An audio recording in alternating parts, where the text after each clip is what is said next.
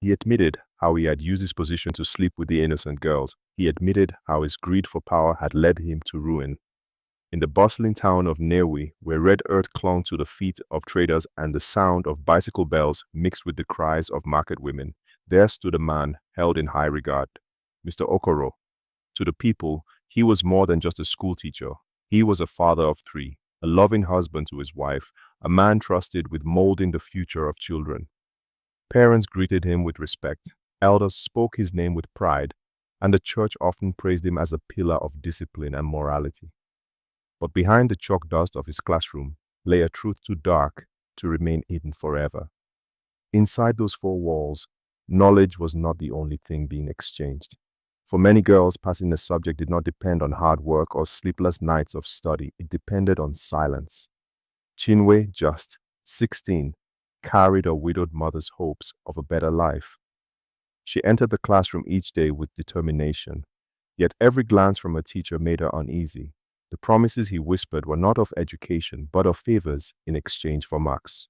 Ngozi, 17, bold and outspoken, began to notice the patterns. The nervous laughter of her classmates, the sudden generosity of the teacher, the way grades were given without explanation. She saw what others chose to ignore.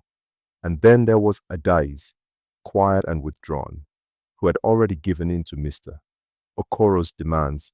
She carried a secret too heavy for her young shoulders, a secret that would soon change everything. Mr. Okoro played his game well, a notebook here, a pencil there, a promise of top marks whispered like poison into ears too afraid to resist. Outside the classroom, he smiled like an angel. Inside, he was a predator cloaked in authority. But fate has a way of tearing masks apart. It began with whispers of sickness. Adaz grew weaker each day.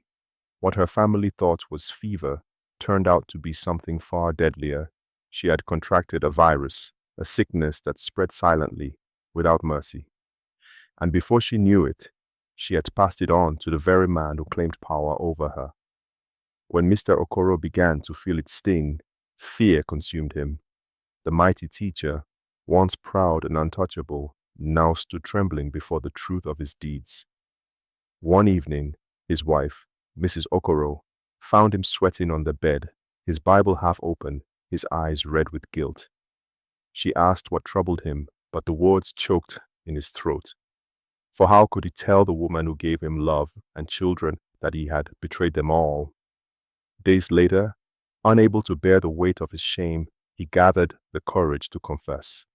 Before the entire school, students, teachers, and parents, Mr. Okoro stood pale and weak, his voice trembling as he spoke of the darkness he had hidden for years. He admitted how he had used his position to sleep with the innocent girls. He admitted how his greed for power had led him to ruin.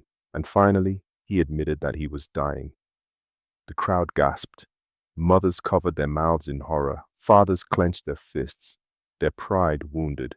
And the students, some wept, some lowered their heads, others stared at the man they once respected, unable to reconcile the angel with the monster before them. But the deepest wound was carried by Mrs. Okoro. She covered her face with her wrapper, her sobs echoing through the assembly ground. Her husband's betrayal was no longer a whisper.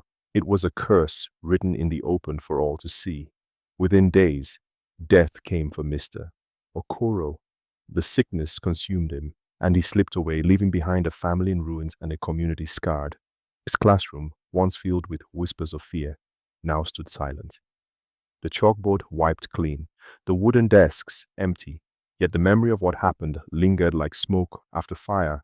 And so the people of Niue learned a bitter truth, that not every teacher is a guide, that not every smile hides kindness, that even the most respected can fall. But above all, they learned that the deadliest lessons are not written in books, but in the choices we make when no one is watching.